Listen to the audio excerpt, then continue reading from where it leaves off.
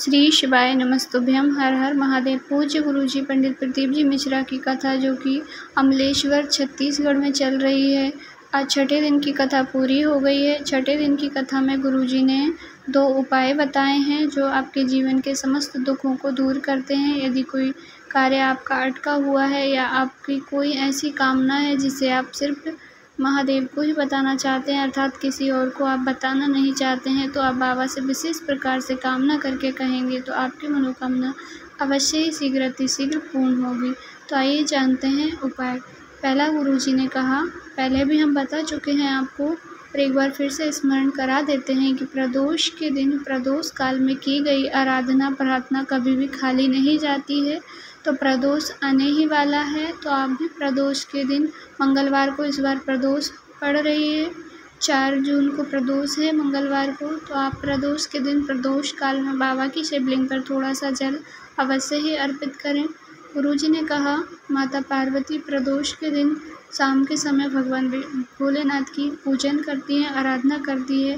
प्रदोष के दिन प्रदोष का समय भगवान भोलेनाथ और माता पार्वती के मिलन का दिन होता है। इस दिन जो भी आराधना प्रार्थना की जाती है उसका फल हमें तुरंत ही मिलता है।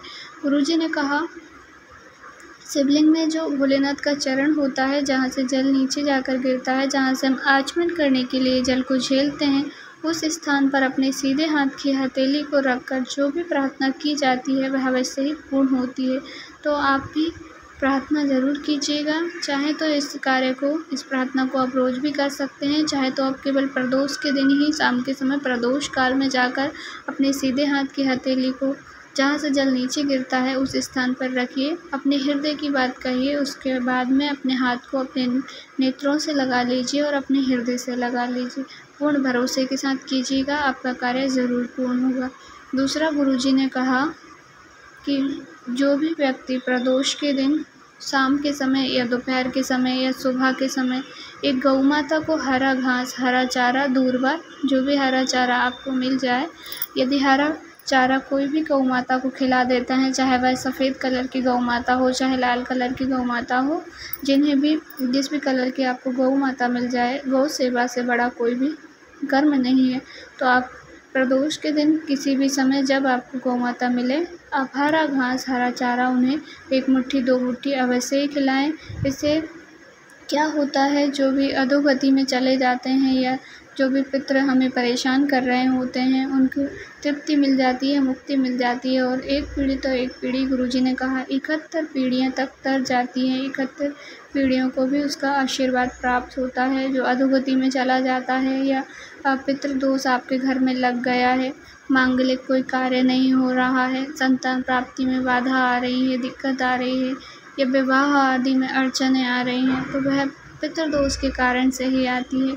तो आप प्रदोष के दिन यदि आपको गौ माता मिल जाए, गौ माता यदि आपके घर में है तो सौभाग्य की बात है। यदि नहीं है तब भी यदि गौ माता आपके दरवाजे पे आ जाए तो आप गौ माता को 1 रोटी ज़रूर खिलाएं और प्रदोष के दिन उन्हें हरी घास अवश्य ही खिलाएं। इससे आपको पितृदोषों से मुक्ति मिलेगी, परिवार में खुशियाँ आएंगी, क्योंकि जो भी दुख होते हैं वो पितृदोष के कारण कहीं न कहीं होते ही हैं। और गुरुजी ने कहा, पितृदोष तो सब घर में होता ही है। यदि आप थोड़ा सा भी कुछ गड़बड़ कर देते हैं तो पितृ नाराज़ हो जाते हैं और हमें पितृदोष लग जाता है। तो समय समय पर पितृदोष के निवारण के लिए कुछ न कुछ उपाय आपको अपने घर में अवश्य ही करना चाहिए, जिससे घर में लड़ाई झगड़े नहीं होते हैं, घर में मांगलिक कार्य होते रहते हैं, परिवार में पितरों का आशीर्वाद होता है और घर में सब खुशी खुशी से रहते हैं। जानकारी आज गुरुजी ने 2 उपाय ही बताए हैं। पहला उपाय आपने जान लिया है, शिवलिंग में आपको सीधे हाथ की हथेली रखनी है और भोलेनाथ से मन की बात कहनी है, प्रार्थना करनी है। दूसरा, गौ माता को हरा घास प्रदोष के दिन खिलाना है।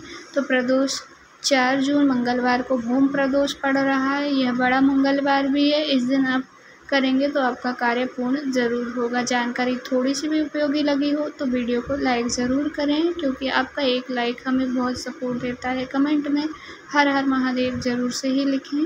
यदि आपने चैनल को अभी तक सब्सक्राइब नहीं किया है तो ज़रूर करें, क्योंकि इस चैनल पर पूज्य गुरुजी की जो भी वीडियोज़, गुरुजी जो भी व्यासपीठ से उपाय बताते हैं, जो नए उपाय गुरुजी बताते हैं, उन्हीं उपायों को इस चैनल पर आपको वीडियो के माध्यम से करके दिखाया जाता है।